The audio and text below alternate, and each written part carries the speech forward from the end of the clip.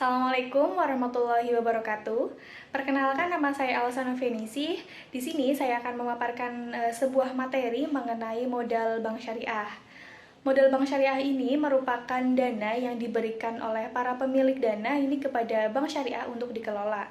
Nah, untuk modal bank syariah ini memiliki dua macam. Yang pertama ini ada modal inti dan yang kedua ini ada modal pelengkap.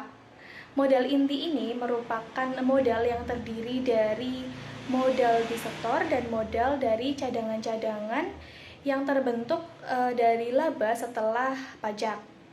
Contohnya ini ada dari modal disetor, lalu ada dari modal sumbangan, lalu ada dari cadangan umum, ada dari laba berjalan, laba tertahan maupun laba tahunan.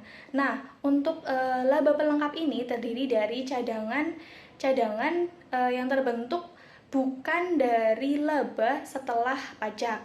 Contohnya ada cadangan realisasi aktiva tetap serta dana dari penyisihan penghapusan aktiva tetap.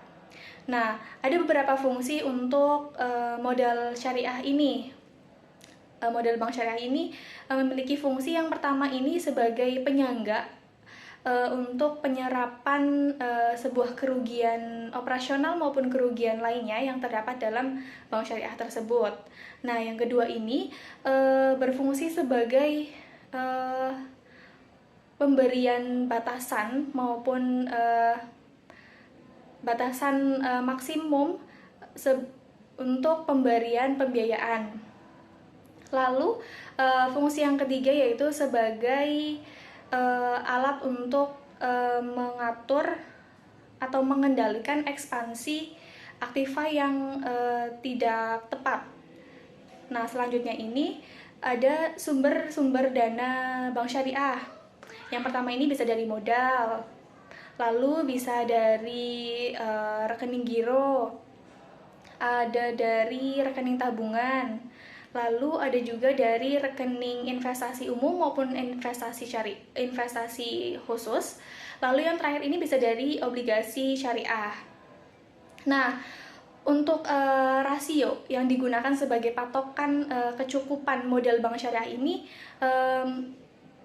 yaitu yang pertama itu memiliki perbandingan modal dengan dana pihak ketiga itu sebesar 10%. Lalu untuk perbandingan yang kedua yaitu dengan perbandingan modal ini dengan aktiva tertimbang menurut rasio itu sebesar 8%. Nah, selanjutnya ini ada ATMR. Nah, ATMR ini merupakan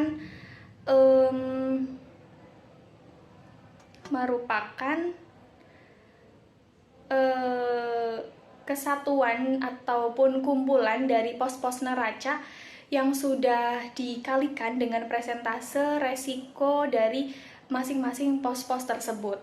Nah, semakin tinggi ATMR ini akan semakin tinggi pula resiko untuk penempatan aset bank tersebut. Nah, selanjutnya ini ada juga penerapan prinsip syariah dalam modal bank syariah. Contohnya yang pertama itu sumber modalnya. Sumber modal yang digunakan dalam bank syariah ini tidak boleh bersumber dari hal-hal yang haram. Nah, yang kedua ini cara pengelolaannya.